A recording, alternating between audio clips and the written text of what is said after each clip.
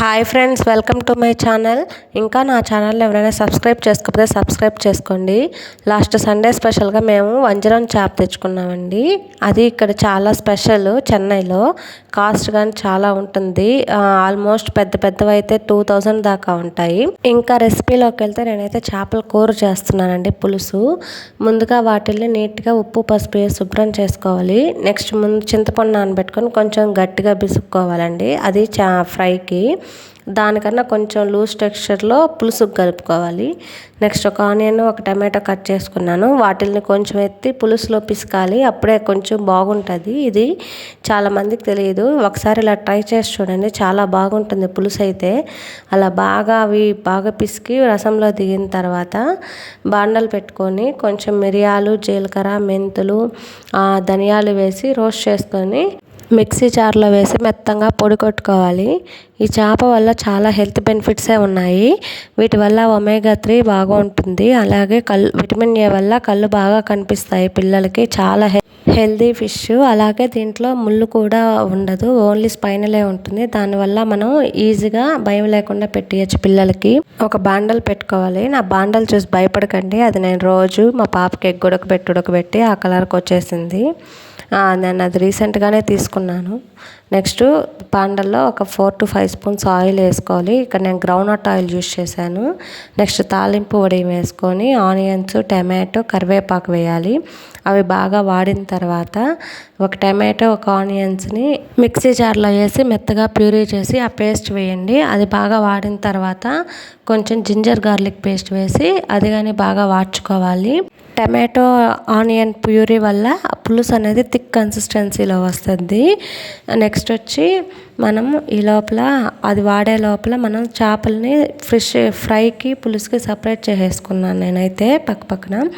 Next అది బాగా వాడిపోయిన తర్వాత పులుసు పోసేసి ఉప్పు, కారం, పసుపు, ధనియాల పొడి ఇవన్నీ ఫస్ట్ టైమే కరెక్ట్గా వేసేయాలి. అప్పుడే చేపల పులుసు అనేది చాలా టేస్టీగా వస్తుంది.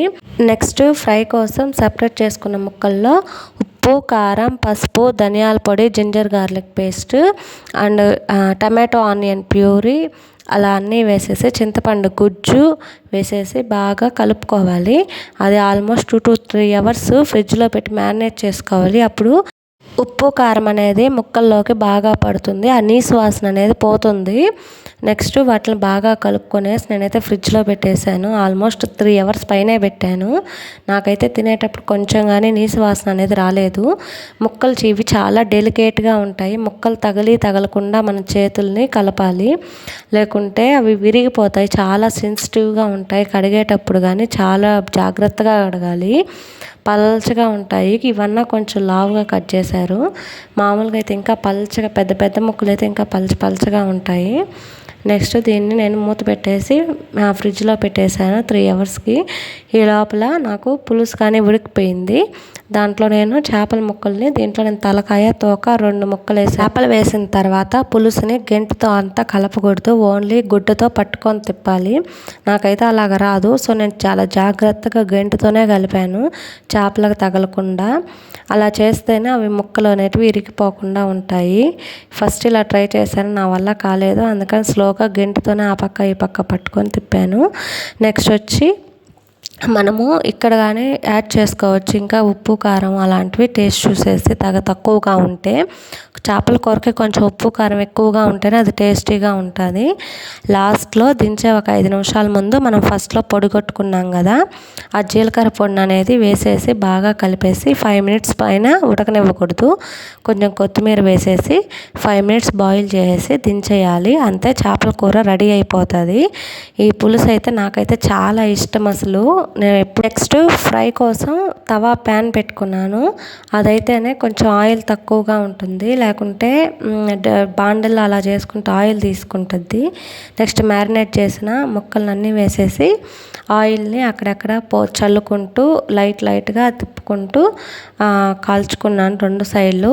ఇలా చేయండి. ఎప్పుడు బాండల్లో చేస్తే ఎక్కువ ఆయిల్ తీసుకుంటుంది. దానివల్ల పిల్లలకు పెడితే డైజెషన్ ప్రాబ్లమ్స్ అనేది వస్తాయి. సో హెల్తీగానే కాదు. నేనైతే ఇలాగే ప్యాన్లోనే చేస్తాను.